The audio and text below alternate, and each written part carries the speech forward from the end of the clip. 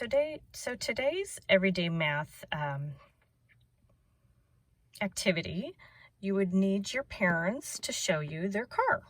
So ask a grown-up that you're with to show you, and this is about problem solving. So what is this, guys? Do you know what this is called?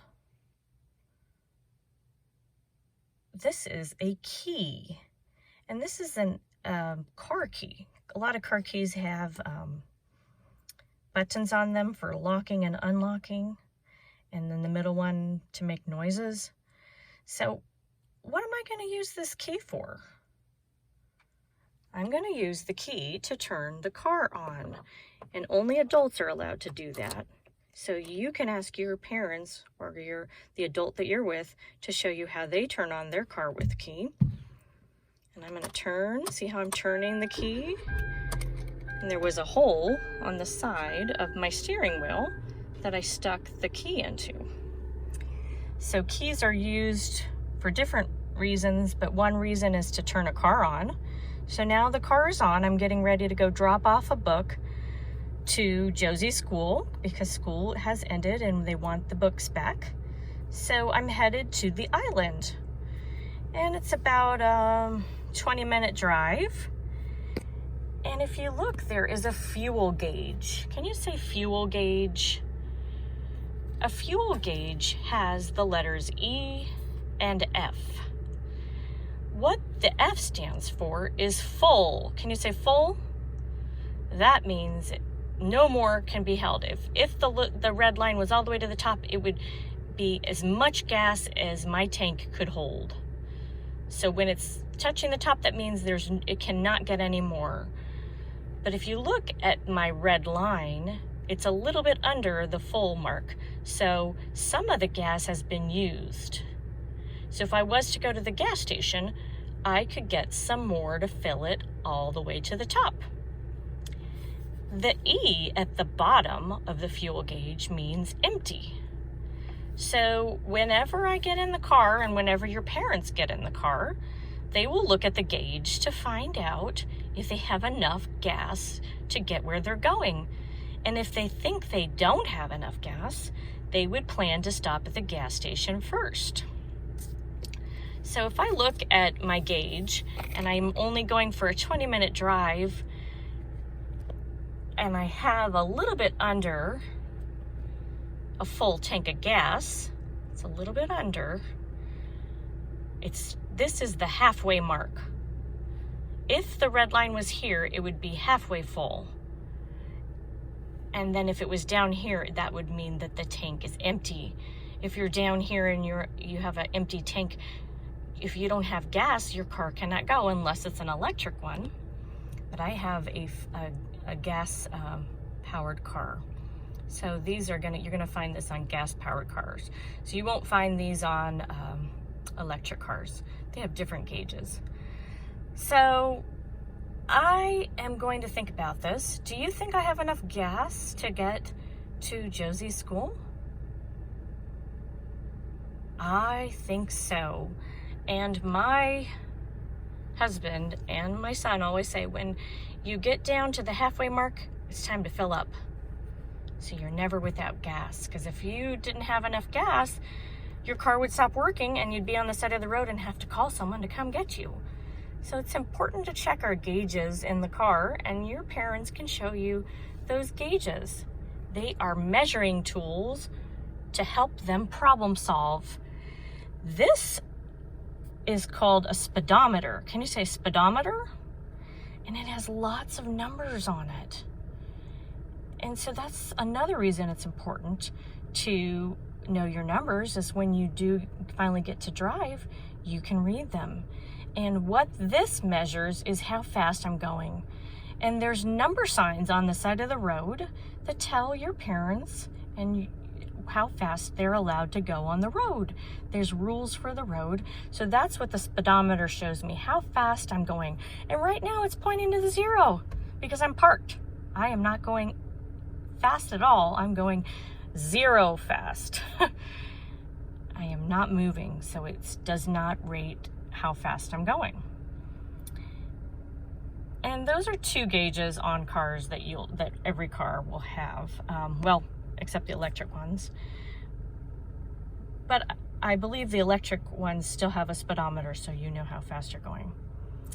So try to help your parents or the adults you're with try to problem solve if they have enough gas to go where they're going, and help them keep an eye on that. Sometimes parents get so busy with so many things that are on their brains, they forget to check the gas tank level.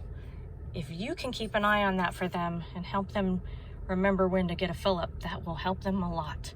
So help them problem solve. And let me see if I could turn the camera around so you can see. So I'm in the car, and I'm gonna see if I can set this camera up. I wanted to show you what I'm gonna do. I'm gonna put a mask on, because when I am going, well, I'm gonna just show you right now, because I'm not gonna wear it when I'm driving, but I wanna show you what I'm gonna wear when I go drop off Josie's book. Nowadays, when you go to a public place, a lot of the stores are asking for people to wear masks. And this is a mask. See how it covers my nose and my mouth? So it, what it does, it protects other people from your germs, because germs are inside of your mouth, in your spit and your saliva. And when we talk, sometimes a little pieces of saliva or spit come out of our mouth and touch the people that we're talking to. But if I had a mask on, would my spit touch them? No, it would get caught in the inside of my mask. So that's why stores are asking for people to wear masks these days, is to keep your germs to yourself. And also when you sneeze, sometimes spit comes out of your mouth, or snot comes out of your nose, and snot has germs in it too, or mucus. That's the formal name for the stuff that's in our nose. They have it, the fluid that's in our nose, the mucus has germs in it, just like the spit does, the saliva. So we want to keep our germs to ourselves and make sure everybody stays healthy. So they're asking people to wear masks. And even when I go pick up Josie's book, they're asking that I wear a mask so I don't get the teacher sick. So when we go back to school, the school is going to decide whether or not teachers wear masks. So I wanted to show you, just in case you see me or other teachers wearing masks, what it looks like. So this mask was made by my cousin. Thank you, Christy. She knows how to sew. She has a sewing machine and some material, and she made this mask. How many strings are there? 1, 2, 3, 4. And what I do is I tie it around the top of my head. Some masks have little elastics that go around your ears. I hope you can hear me. It gets harder to hear when you have a mask on, but that's okay, because I'm still Miss Cherie, right? Just because I have a mask on doesn't mean I change. I wanted to show you, because so you can see what I look like with the mask on, and know that when you see people, they're still the same people, they're just wearing masks. Okay, guys? So just in case you see me like this, I wanted to show you what I look like with a mask. And I think I'm gonna buy another mask to go with my classroom theme, like a nest or birds or something.